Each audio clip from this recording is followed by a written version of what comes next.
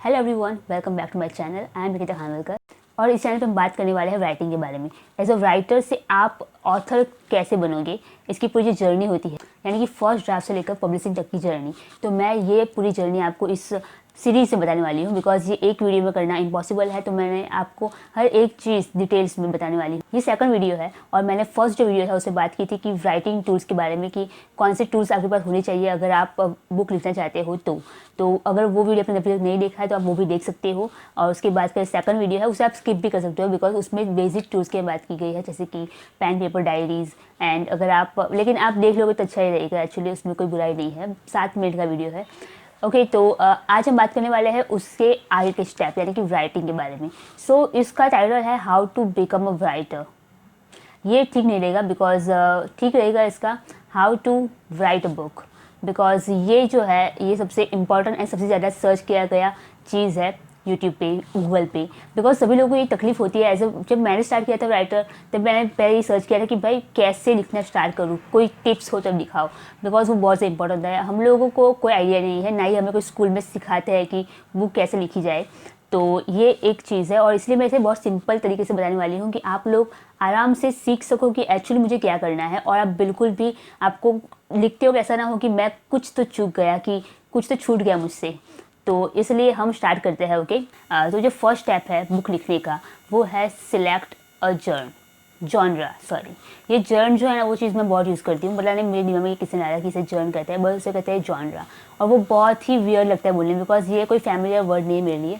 Film writer हूँ, but अगर आपको वो यूज़ नहीं करना है तो मैं इसे यूज़ करने वाली हूँ टाइप्स, या फिर आप इसे कह सकते हैं कैटेगरी। सबसे बेस्ट रहेगा कैटेगरी। तो आपको एक प्रॉपर कैटेगरी चूज़ करनी है कि आप राइटिंग में आप लिखने वाले हो एक बुक, तो उसमें बहुत सारी कैटेगरीज होती है बुक्स की। तो उसमें आपको एक प्रॉपर कैटेगरी वाला चीज़ चूज़ करना है, जॉन चूज़ करना है, जॉनरा चूज़ करना है। ओके, लाइक इसमें होता है fiction, non fiction, science fiction, फिर फिक्शन में बहुत सारे हैं एक्चुअली। फिर होता है कि किड्स की बुक्स होती है, वो तब मुझे लगता है कि कोई लिखने वाला है, बट वो एक चीज़। और उसके बाद होती है पोएट्री, वो भी एक सेक्शन अलग है। आप लोग जब अमेज़न पे बुक खरीदते होंगे तब आपने देखा होगा कि बहुत सारे जॉनरा होते हैं, उसमें आपको बुक सिलेक्ट करनी होती है। तो वो एक चीज़ होती है, आपको उसमें से एक चूज़ करना है। मोस्टली लोग फिक्शन चूज़ करता है, बिकॉज फिक्शन बहुत ही इजी टू राइट होता है, इमेजिनेशन में बेस्ड होता है एक्चुअली। तो वो सबसे बेस्ट रहेगा अगर आप कुछ लिखना चाहते हो। लेकिन अगर आपके पास एक प्रॉपर आइडिया है, लाइक आप साइंस फिक्शन लिखने वाले हो, या फिर कोई हॉरर लिखने वाले हो, या फिर थ्रिलर लिखने वाले हो, तो वो सारी चीज़ें जो होती है आपको एक प्रॉपर जॉनरा चूज़ करना बहुत ज़्यादा इंपॉर्टेंट है। मुझे पता है वो थोड़ा फनी लग रहा है मैं जो बोल रही हूँ, बिकॉज मुझे वो प्रोनाउंस करना नहीं आता actually. Okay, so first step जो है वो यही है कि आपको एक प्रॉपर टाइप चुनना है कि आप कौन सी टाइप की बुक लिखने वाले हो। सबसे बेस्ट आप किस चीज़ में हो लिखने के लिए, बिकॉज अगर आप चूज़ करोगे नॉन फिक्शन, तो नॉन फिक्शन जो होती है उसकी पूरी एक अलग कैटेगरीज होती है। लाइक उसमें भी लाइक ऑटोबायोग्राफी, बायोग्राफीज, वो सब उसमें आता है। लेकिन अगर आप उस टाइप के इंसान नहीं हो, आपको पढ़ना ही पसंद नहीं है, लेकिन आपको फिक्शन पसंद है, लाइक कोई लव स्टोरी हो या फिर कोई भी एक प्रॉपर स्टोरी किसी भी चीज़ की, तो वो शायद फिक्शन में आएगी। फिर फिक्शन में उसका जॉनरा जो है वो चूज़ होगा कि फिर वो थ्रिलर है, सस्पेंस है, हॉरर है, वो सब कुछ। तो आप ऐसे पहले एक चूज़ करना बहुत ज़रूरी है, बिकॉज अगर आप यही चूज़ नहीं करोगे ना तो आप स्टार्ट ही नहीं कर पाओगे। तो ये बहुत इंपॉर्टेंट है कि आप एक पहले टाइप चूज़ कर लो कि आप कौन सी कैटेगरी की बुक लिखने वाले हो। तो अब सेकंड स्टेप जो है वो है गैदर योर टूल्स, यानी कि आपको अपने जो टूल्स, मैंने बात की थी पहले वीडियो में राइटिंग टूल्स के बारे में, तो आपको वो चूज़ करना है कि मैं किस तरीके से लिखने वाला हूँ। बिकॉज कभी कभी क्या होता है कि आप स्टार्ट कर देते हो टाइपिंग से, लेकिन फिर आपको पता चलता है कि यार मेरी टाइपिंग स्पीड ही बहुत ही स्लो है और मेरा दिमाग बहुत तेज़ चल रहा है लिखने में। तो आपको पहले पता होना चाहिए कि आप किस चीज़ से सबसे बेस्ट हो। लाइक मैं अपनी बुक हमेशा ही पेन पेपर पे लिखती हूँ। लाइक मैं डायरी में लिख नहीं पाती, डायरी में लिखती हूँ तो मैं बहुत ही कम लिख पाती हूँ। मैं ज़्यादा लिखने, मैं पता नहीं कि उससे फैमिलियर नहीं हूँ, ये बहुत ही अजीब चीज़ है, बट मैं हमेशा ही पेपर्स में लिखती हूँ और इतने सारे पेपर्स इकट्ठे करती हूँ एक्चुअली। और उससे संभालना बहुत ही हार्ड होता है, बट करना पड़ता है, बिकॉज मैं उसी में ही सबसे अच्छी लिख पाती हूँ। तो ये मेरा एक चीज़ है। और मैं ब्लैक पेन यूज़ करती हूँ। तो आप लोग जो भी आप चूज़, आप जैसे भी लिखना चाहते हो, लाइक अगर आप बेस्ट हो टाइप में, आपकी टाइपिंग से अच्छी है, तो आप लैपटॉप चूज़ कर सकते हो कि टाइपिंग करने वाला है इसके ऊपर। कुछ लोग डायरीज यूज़ कर सकते हैं, पेपर यूज़ कर सकते हैं। तो ऐसे आपको चूज़ कर लेना है और जितने भी टूल्स आपको ज़रूरी है वो आप एक इकट्ठे कर दो कि हाँ भाई। ओके, तो पहले जॉन पहले जॉनरा, उसके बाद आपको आपकी जो राइटिंग टूल्स है वो आपको अपने पास रखने हैं, और उसके बाद जो थर्ड स्टेप है वो है लिखना कैसे स्टार्ट किया जाए। तो अब आपके पास टूल्स है, आपके पास जॉनरा है कि मैंने यही मुझे लिखना है, तो उसके बाद है कि आपको राइटिंग करनी है तो स्टार्ट कैसे किया जाए, तो वो है इमेजिनेशन।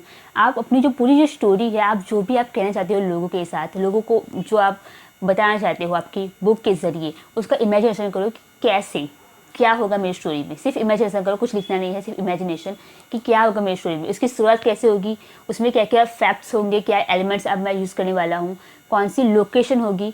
बिकॉज अगर आप इंडिया के बारे में बात करने वाले तो इंडिया में बहुत सारी जगह है, तो आप उसमें जयपुर की स्टोरी है, राजस्थान की स्टोरी है, या फिर केरला की स्टोरी है, कोई भी एक लोकेशन चूज़ करो, ये सबसे बेस्ट रहता है, लोकेशन पहले चूज़ कर लो, तो उससे आपको पता चल जाएगा कि मैं इस स्टोरी में क्या क्या लिख सकता हूँ। ओके, तो वो एक चीज़ है। लेकिन आपको ऐसे पहले इमेजिनेशन करना है कि पूरी स्टोरी में क्या होगा, किस जगह पे होगा, किस टाइम पे होगा। इवन आप ईयर भी चूज़ कर सकते हो कि कौन से ईयर में होगा, तो ये बहुत ही ईजी रहेगा लिखने के लिए आप लोगों के लिए। ओके, तो पहले इमेजिनेशन कर लो पूरी स्टोरी कि मेरी स्टोरी में क्या होने वाला है। इवन एंड तक इमेजिनेशन करना है, नहीं कि स्टार्टिंग और लोकेशन, लेकिन एंड में क्या होगा, बीच में क्या होगा, उसका मेन पॉइंट क्या होगा, सब कुछ इमेजिनेशन कर लो पूरा। और आप एक ऑथर हो तो आपको कोई सर्टिफिकेट की ज़रूरत नहीं है, या फिर बुक पब्लिश करने की ज़रूरत नहीं है।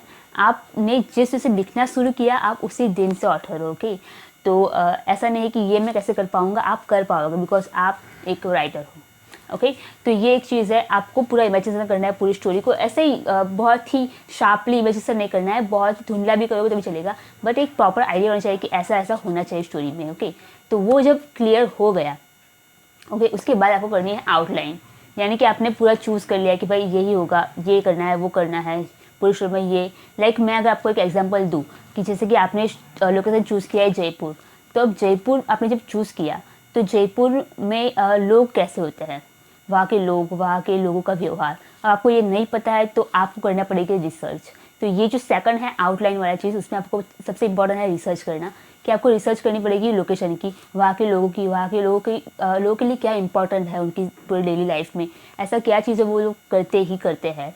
और सबसे अगर आप कोई कॉलेज लव स्टोरी लिख रहे हो तो वहाँ के कॉलेज की जो टाइमिंग है, फिर उन लोगों का जो स्केड्यूल होता है वो क्या है। डिटेल में जाओ, जितना जा सको उतना, जितना आप डिटेल में जाओगे उतनी आपकी स्टोरी सबसे बेस्ट बनेगी। तो ये बहुत ज़्यादा इंपॉर्टेंट है कि आप डिटेलिंग करो अपनी स्टोरी में, जितना डिटेलिंग करोगे उतने लोग उससे बहुत ज़्यादा अटैच हो पाएंगे स्टोरी से कि हाँ यार हमारी लाइफ में यही तो होता है।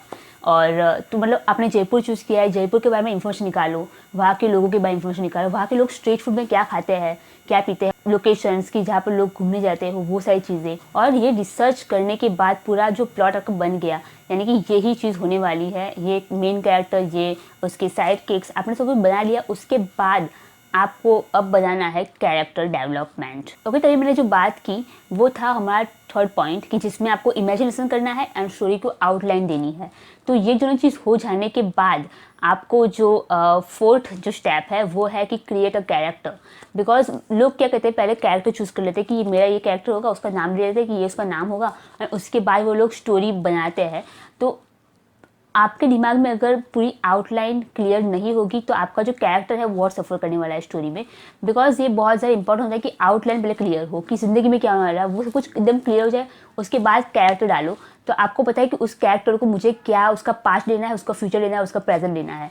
बिकॉज जब आउटलाइन क्लियर होगी, जब उसका पूरा प्लॉट रेडी है कि उसकी ज़िंदगी में स्टार्टिंग से लेकर एंड तक यही होने वाला है, तो उसको आपको बनाने में बहुत ज़्यादा आसानी होने वाली है। ये लोग बहुत गलती करते हैं, पहले कैरेक्टर बना लेते हैं उसके बाद स्टोरी बनाते हैं, तो वो स्टोरी इतनी दमदार नहीं बनती है। बिकॉज जो इमेजिनेशन आप कर सकते हो वो इमेजिनेशन में आप उस कैरेक्टर को डाल भी सकते हो, लेकिन पहले अगर आप कैरेक्टर बना लोगे तो फिर वो आप कर ही नहीं पाओगे, आपको लगेगा कि यार अब मैं क्या करूँ नेक्स्ट। तो पहले कैरेक्टर मत बनाओ, पहले स्टोरी प्लॉटिंग करो, आउटलाइन करो स्टोरी को, उसके बाद कैरेक्टर डेवलपमेंट करो। तो हमारा थर्ड जो पॉइंट है जिसमें आउटलाइन की बात मैंने की, अगर आप आउटलाइन ठीक से नहीं करोगे, स्टोरी को प्लॉट नहीं ठीक से बनाओगे तो उसे बहुत सी तकलीफ होने वाली है। बिकॉज जो कैरेक्टर डेवलपमेंट जो होता है वो फोर्थ स्टेप हमारा, तो अगर आप उससे पहले कर दिया ना तो फिर क्या होगा कि कैरेक्टर जो है वो ठीक से निखर नहीं पाएगा। क्यों?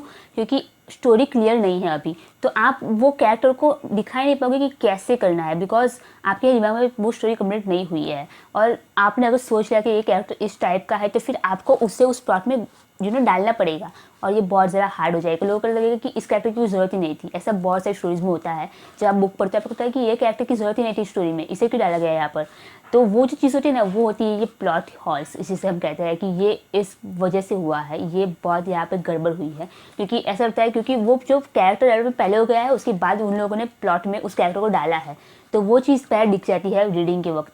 तो आपको क्या करना है, आपको इस चीज़ से बचने के लिए करना है, पहले प्लॉट रेडी कर दो, उसके बाद उस प्लॉट में आपको कैरेक्टर को डालना है, तो फिर बहुत ईजी रहेगा क्योंकि आपको पता है कि क्या प्लॉट है और फिर आप उस हिसाब से उस कैरेक्टर को एक रोल देने वाले हो स्टोरी में।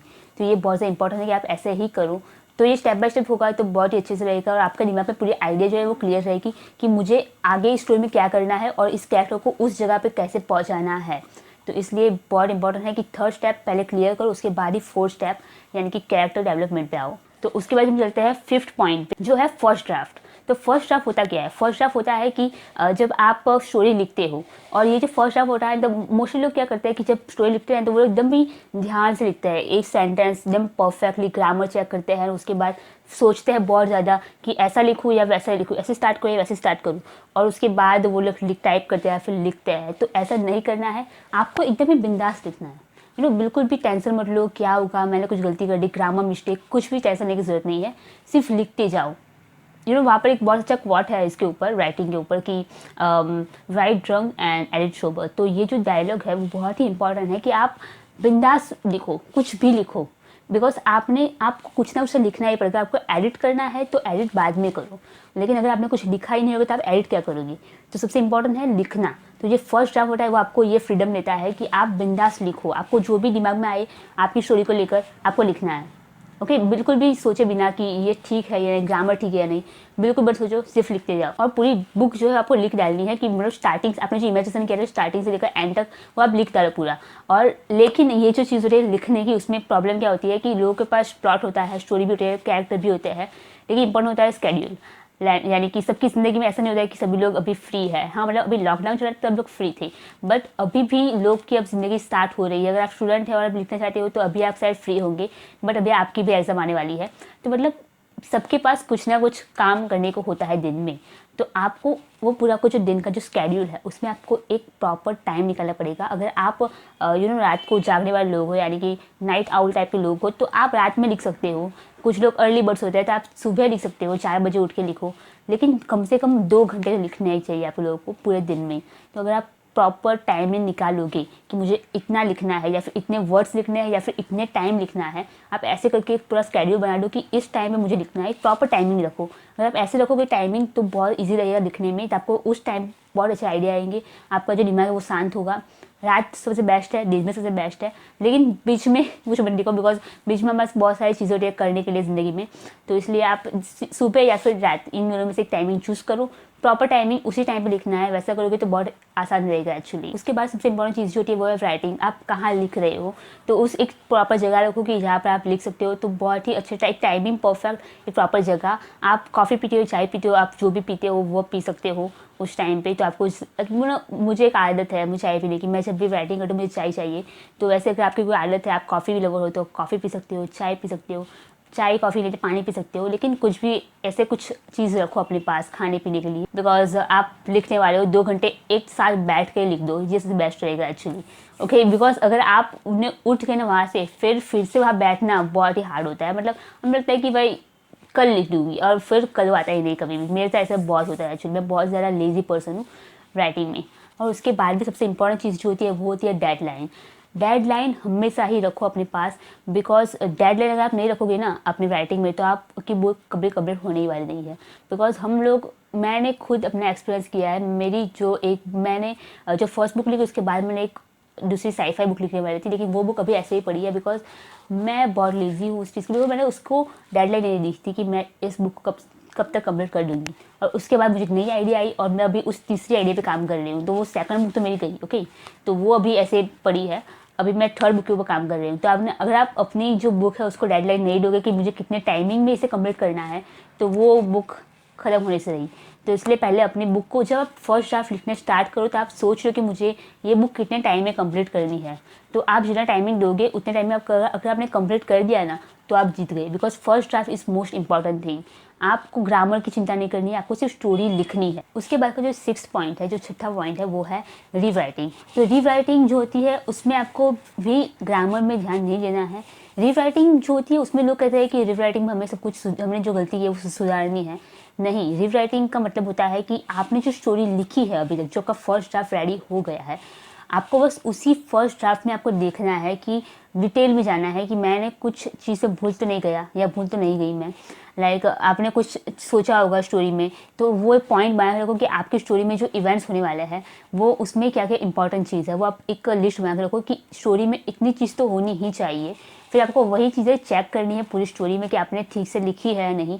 कोई कैरेक्टर का अगर कोई लाइक उसका कोई फोबिया हो, कोई डर हो, अगर आपको वो लिखना है भूल गए तो आपको वो फिर से लिखना है। या कोई भी चीज़ आप डिटेलिंग करना भूल गए, कोई एक जगह की डिटेलिंग करना भूल गए हो, तो वो आपको रीराइटिंग में लिखना है। मतलब रीराइटिंग जो होती है उसमें लोग हमेशा ही सिर्फ चीज़ें सुधारते हैं, बट मैं रीराइटिंग का यूज़ ऐसे करती हूँ कि मैं अगर कोई पॉइंट भूल गई हूँ तो वो मुझे फिर से लिखना है, तो वो मैं चेक करती हूँ पूरी स्टोरी में। तो वो स्टार्टिंग से ही आपको एंड तक लिखना है। आपको देखना है कि कोई गलती हो गई। हाँ, आप ग्रामर भी ठीक कर सकते हैं, ऐसा नहीं कि ग्रामर चेक नहीं करना है, आप करना चाहते हो कर सकते हो, बट सबसे इंपॉर्टेंट चीज़ है कि आप कोई चीज़ भूल तो नहीं गई ना स्टोरी में, आपको वो चेक करना है और वो लिखना है। तो सो रीराइटिंग का यूज़ आपको ऐसे ही करना है, तो बहुत ही क्लियर रहेगा। आपने आपके मतलब दिमाग में सब कुछ क्लियर हो जाएगा कि हाँ पूरी स्टोरी अब एक्चुअली रेडी है। यानी first draft is just draft, कोई एक सिर्फ आपको स्टोरी लिखनी है, ये फर्स्ट ड्राफ्ट है। लेकिन रीराइटिंग में आपको एकदम प्रॉपर जो प्लॉट है वो क्लियर करना है एक्चुअली। तो रीराइटिंग का आप यूज़ ऐसे ही करो, डिटेल करो, स्टोरी में डिटेल में जाओ, डिटेलिंग करो हर एक चीज़ की, तो उसका आप यूज़ करोगे रीराइटिंग का, तो बहुत ही बेटर रहेगा आपकी बुक के लिए। बुक बहुत ही अच्छे से डेवलप होगी एक्चुअली।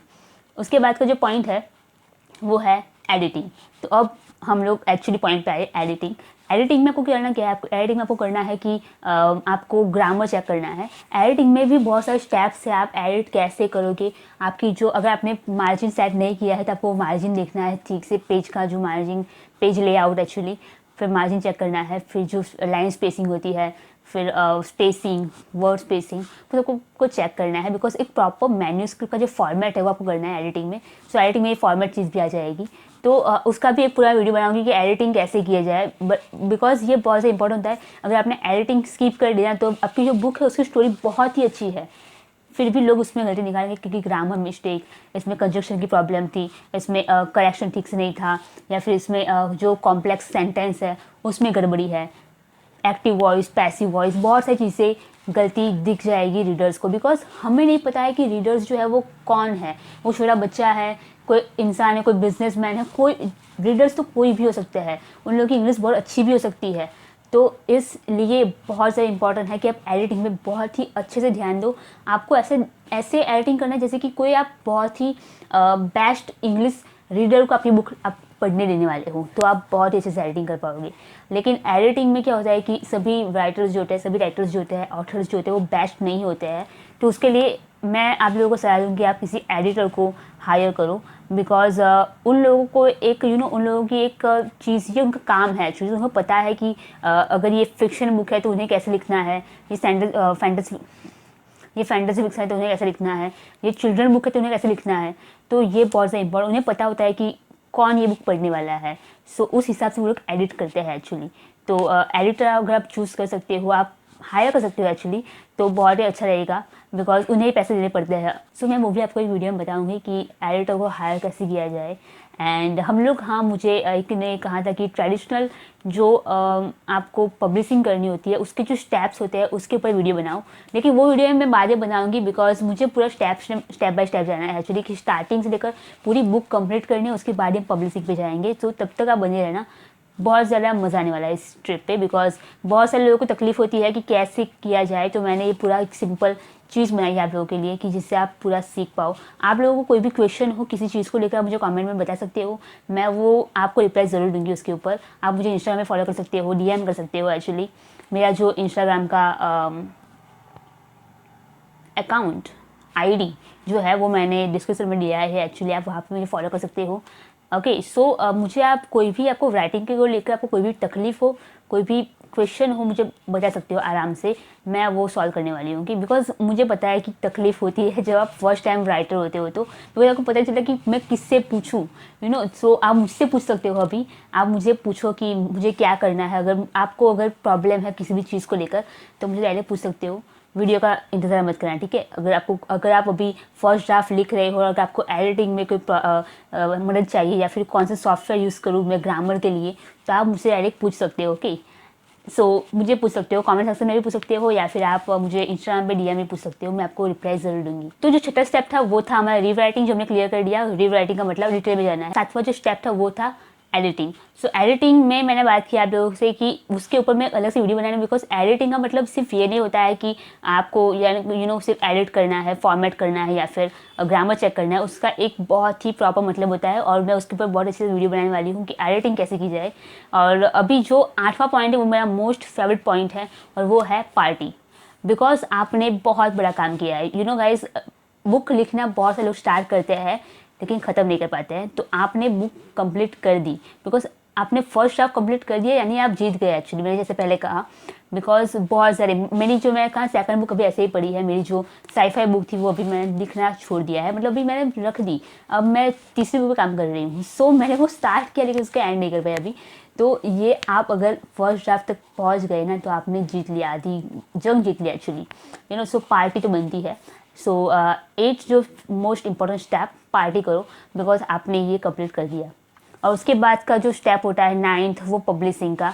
लेकिन ये जो 8 स्टेप जो थे ना गाइस वो सिर्फ आप लोगों के लिए थे। एज अ ऑथर आपकी जो जिम्मेदारी थी बुक लिखने की वो आपने कंप्लीट कर दी। तो इसलिए मैं सिर्फ top 8 point, how to write a book, ये मेरे 8 पॉइंट है, मैं इसी 8 पॉइंट को फॉलो करती हूँ एज अ बुक लिखने के लिए। तो आप लोग भी इसे फॉलो करिए, ये बहुत ही easy to you know follow points है एक्चुअली। सो यहाँ पर हमारी ये जो वीडियो है वो एक्चुअली कंप्लीट हो चुका है। तो ये था basic, you know basic book आपको कैसे लिखना है, उसके स्टेप्स, ये बहुत ज़्यादा इंपॉर्टेंट थे। मैंने इसलिए सेकंड वीडियो बना दिया बिकॉज ये अगर आप यू नो सिर्फ बुक लिखना चाहते हैं अभी कि मुझे सिर्फ स्टार्ट करना है तो आप इस स्टेप्स को फॉलो करके बुक लिख सकते हैं। सो गाइज अभी ये जो वीडियो यहाँ पे कंप्लीट करती हूँ, कल मैं नेक्स्ट वीडियो बनाने वाली हूँ इसके ऊपर। सो मुझे ये पूरी सीरीज़ कंप्लीट करनी है इसलिए। सो गाइज अगर आप ये फर्स्ट टाइम हो और अगर आप ऐसे किसी फ्रेंड को जानते हो जो राइटर बनना चाहता है, जो ऑथर बनना चाहता है पब्लिश्ड, तो उन लोगों को आप प्लीज़ ये वीडियो शेयर करो जिससे उन लोगों को हेल्प हो सके इस चीज़ में। और आज की जो प्रो टिप है वो ये है कि मुझे किसी ने, मैंने जो QA किया था एक बार Q&A इंस्टाग्राम पे, उसमें मुझे किसी ने पूछा था कि ऑथर और राइटर ये दोनों में क्या फ़र्क होता है। तो मैं बताऊं कि राइटर जो होता है वो ऐसा इंसान होता है जो लिखता है, यू नो वो सिर्फ लिखता है, उसे कहते हैं राइटर। फिर जैसे हम स्क्रीन राइटर होते हैं, स्क्रिप्ट राइटर होते हैं, वो लोग राइटर कहते हैं कि ये लोग राइटर है। जो लोग ब्लॉग लिखते हैं वो भी राइटर है। लेकिन ऑथर कौन होता है? ऑथर वो होता है जो पब्लिश करता है, यू नो। तो जो लोग की बुक पब्लिश हो चुकी है, पब्लिश्ड राइटर, वो लोग बनते हैं ऑथर। और जो लोग बुक लिख रहे हैं लेकिन अभी तक पब्लिश नहीं हुई है वो लोग होते हैं राइटर, यू नो। तो मतलब पब्लिश बुक होने के बाद आप बन जाते हो ऑथर। और अगर पब्लिश आपकी बाकी है, आप सिर्फ लिखते हो, किसी you know like blog post लिखते हो या फिर आप कुछ लाइक रिव्यू लिखते हो या फिर आप यू नो या फिर आप स्क्रिप्ट लिखते हो मूवीज़ के लिए, वेब सीरीज़ के लिए, शॉर्ट फिल्म्स के लिए, तो आप हो राइटर, ओके। लेकिन अगर आप बुक लिखते हो और वो बुक पब्लिश भी हो चुकी है तो आप लोग हो ऑथर। सो ये डिफरेंस है और यही चीज़ एक्चुअली है इन दोनों चीज़ों को अलग करती है। तो जो लोग राइटर लिखते हैं, मैं खुद भी राइटर लिखती हूँ बिकॉज मैं स्क्रिप्ट भी लिखती हूँ, मैं स्क्रीन प्ले करती हूँ एक्चुअली, एंड मैं ब्लॉग भी लिखती हूँ और मैं बुक भी लिखती हूँ। तो मैंने अपना लिखा है कि मैं एक राइटर हूँ। मेरा जो मेन यू नो मुझे कोई पूछता है कि आप क्या करती हो प्रोफेशनली, तो मैं वही कहती हूँ मैं राइटर हूँ एक्चुअली। मैं ऐसा नहीं कहती मैं ऑथर हूँ। हाँ मेरी बुक पब्लिश्ड है बट मैं उसके अलावा बहुत सारा काम करती हूँ जो एक्चुअली मुझे यू नो पैसे कमाने हेल्प करती है, वो चीज़ वो है। सो इसलिए मैं ऐसा करती हूँ कि मैं अपने आप को राइटर कहती हूँ। लेकिन अगर आपकी बुक पब्लिश हो गई उसके बाद आप कहलाओगे ऑथर। सो ये डिफरेंस है, यही एक्चुअली डिफरेंस है एक्चुअली इन दोनों चीज़ों की, writer and author. So I hope कि ये जो वीडियो था ये बड़ा हेल्पफुल वीडियो रहा होगा आप लोगों के लिए, एंड आई जस्ट होप कि आप लोगों को ये पसंद आया हो। प्लीज़ गाइज आप अपने दोस्तों को भी इस वीडियो को भेजो जो लोग राइटर स्टार्ट करना चाहते हैं, जिन्हें कुछ तकलीफ़ है किसी चीज़ को लेकर वो लोग सर्च करते रहते हैं गूगल पर, तो आप ये वीडियो भेज दोगे तो उनको बहुत ही आसानी रहेगी और सब कुछ समझ में आ जाएगा। और अगर उन्हें ऐसे इंसान की ज़रूरत है जो उन्हें इस जर्नी में हेल्प कर सके एज अ राइटर फ्रेंड, तो मैं वहाँ पर हूँ। आप मुझे DM कर सकते हो, मुझे आप कमेंट बता सकते हो कि मुझे आप लोगों को क्या तकलीफ़ है, मैं आपको प्रॉब्लम ज़रूर सॉल्व करूँगी। ओके, सो आई होप कि आपका दिन अच्छा जाए and stay healthy and stay happy. Okay.